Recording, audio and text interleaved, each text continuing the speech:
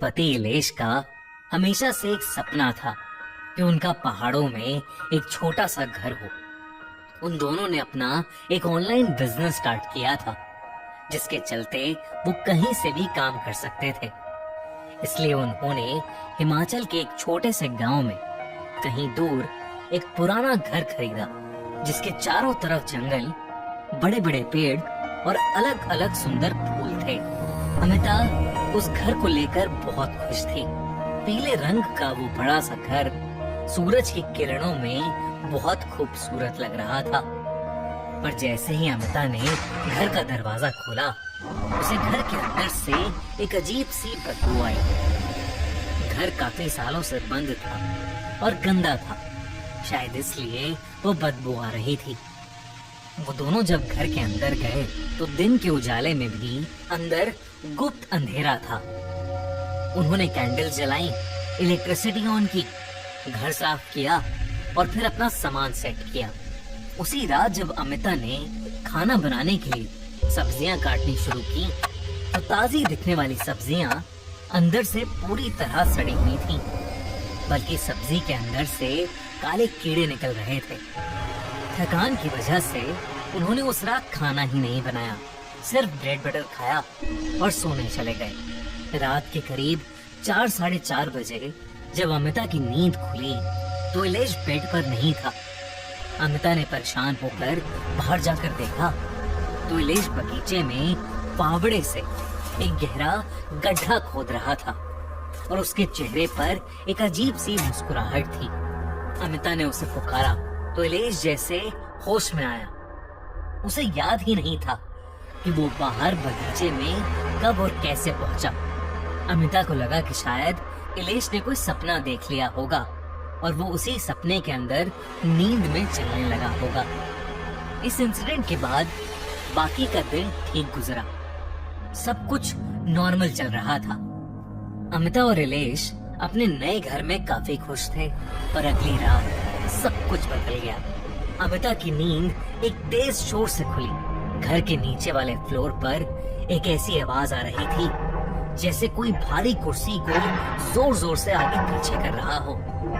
अमिता डरते हुए धीरे धीरे नीचे गई तो वो आवाज सीढ़ियों के नीचे से आ रही थी। वहाँ उसे एक छुपा हुआ दरवाजा मिला जो बेसमेंट के एक कमरे में जा रहा था। अमिता जब उस अंधेर कमरे में गई तो उसने देखा कि वहाँ सड़ी हुई जड़ी बूटियां रखी हैं और एक रॉकिंग चेयर पर इलेश बैठा एक काली बॉटल को घूर रहा है। दीवार पर लटकी लालटेन की हल्की रोशनी में अमिता ने देखा कि इलेश के ठीक पीछे एक धुंधली काली परछाई खड़ी है और उसके लंबे बाल और खोखली सफेद आंखें हैं। अमिता ने जैसे ही कांपती आवाज में इलेश को पुकारा, वो चेयर हिलना रुक गई। इलेश का सर एक भयानक आवाज के साथ खुला। उसकी आंखों की पुतलियां गायब थीं और वो गुस्से से अमिता को देखने लगा। तभी इलेश के पीछे खड़ी वो भयानक काली परछाई एकदम से अमिता के सामने आ गई। वो परछाई एक बहुत ही भयानक औरत की थी। उस औरत ने अमिता का गला जोर से दबोच लिया, जिससे अमिता का दम घुटने लगा और वो बेहोश हो गई। उस बेहोशी में अमिता को एक अजीब सा सपना आया। उसने सपने में देखा कि वो रात के भयानक अंधेरे में बगीचे की उसी जगह पर खड़ी है जहाँ इलेश खुदाई कर रहा था और वो खुद अपने हाथों से पागलों की तरह जमीन खोदती जा रही है। सपने में उसके नाखून टूट रहे थे और उंगलियों से खून बह रहा था। पर अगली सुबह जब अमिता की आंख खुली तो वो अपने बिस्तर पर थी। उसे लगा कि जो कुछ भी उसने महसूस किया वो सब सिर्फ एक बुरा सपना था। पर जैसे ही उसने अपने हाथ देखे, उसकी चीख निकल गई। उसके हाथ सच में मिट्टी और सूखे हुए लाल खून से सने हुए थे। बाहर इलेश उस गड्ढे को भर रहा था और जमीन पर गिरकर जोर जोर से रो रहा था। पर अमिता के पुकारने पर वो एकदम से चुप हो गया, जैसे कुछ देर पहले कुछ हुआ ही ना हो। अमिता इलेश से कुछ कह पाती उससे पहले ही उसे जोरों की ठंड लगने लगी और उसका सर भारी होने लगा।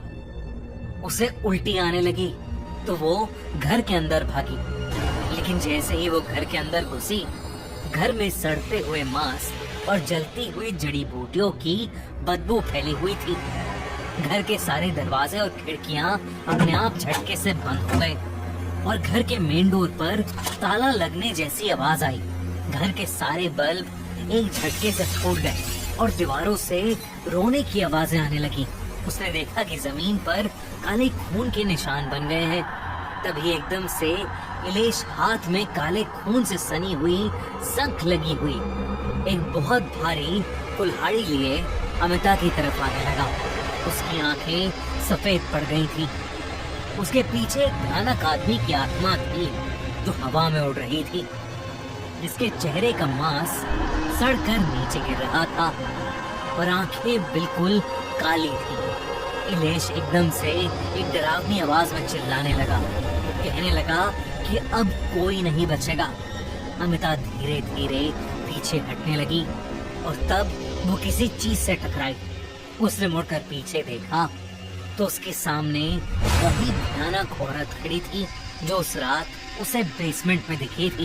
उस औरत ने अमिता का गला जोर से दबोच लिया, जिससे अमिता का दम घुटने लगा और वो फिर बेहोश हो गई। जब उसकी आंख खुली तो रात के 3 बज रहे थे, लेकिन सब कुछ एकदम नॉर्मल था। उसके हाथों पर कोई निशान नहीं थे। इलेश भी बगल में आराम से सो रहा था। अमिता को कुछ समझ नहीं आ रहा था कि अब तक उसने जो देखा वो उसके साथ सच में हुआ है या ये सब एक बुरा सपना था। वो बेचैन होकर उठी और सीढ़ियों से नीचे गई।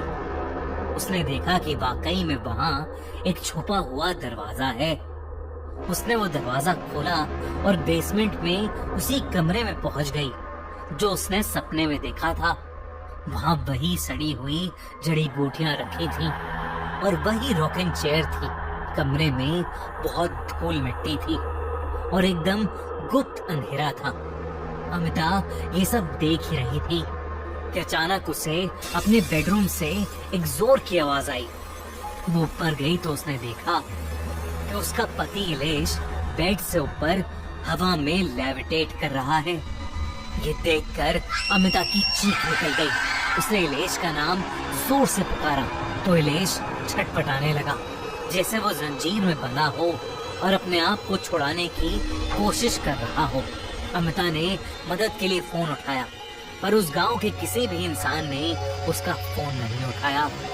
उधर इलेश की हालत खराब होती जा रही थी। अचानक उसकी बॉडी अकड़ने लगी और वो जमीन पर नीचे गिर पड़ा। अमिता जैसे ही उसके पास उसे देखने गई, वो घबरा कर चिल्ला उठी, क्योंकि इलेश की जगह वहाँ वही भयानक औरत लेटी थी जिसे अमिता अपने सपनों में देख रही थी। इस बार वो बहुत खूंखार लग रही थी। उसने एक बार फिर अमिता का गला दबोचा, जिससे अमिता का दम घुटने लगा और उसकी सांसें रुक गई। उस दिन की सुबह इलेश के लिए बिल्कुल अलग थी। जब इलेश सोकर उठा तो अमिता आराम से बेड पर सो रही थी। कुछ घंटे गुजरे, लेकिन अमिता अभी तक नहीं उठी थी। वो बस सोए जा रही थी। अब इलेश ने अमिता के चेहरे पर पानी डाला, लेकिन वो फिर भी नहीं उठी।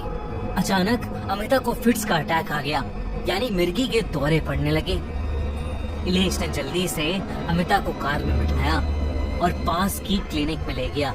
डॉक्टर ने चेक किया तो अमिता की रिपोर्ट्स एकदम नॉर्मल थी। बस उसकी दिल की धड़कन, उसकी हार्ट बीट्स बहुत तेज थी। लेकिन अमिता अब भी आंखें खोल ही नहीं रही थी, ना कुछ बोल रही थी। इलेश फाइनली जब उसे एक बड़े हॉस्पिटल में लेकर गया तो उसे पता चला कि अमिता कोमा में चली गई है। इलेश को कुछ समझ नहीं आ रहा था कि अचानक एक दिन में ये सब कैसे हो गया। हॉस्पिटल में एडमिट करवाकर जब वो हिमाचल के गांव में अपने घर वापस गया तो उसके घर के बाहर एक बूढ़ा सा आदमी बैठा था। उसने इलेश को एक ऐसा राज बताया जिसे सुनकर इलेश के होश उड़ गए। उसने कहा कि ये घर शापित है और यहाँ एक ऐसी पिशाचनी रहती है जो लोगों को उन्हीं के सपनों में फंसाकर उनकी जिंदगी चुरा लेती है। और इस घर के अंदर कई लोगों की लाशें दफन हैं।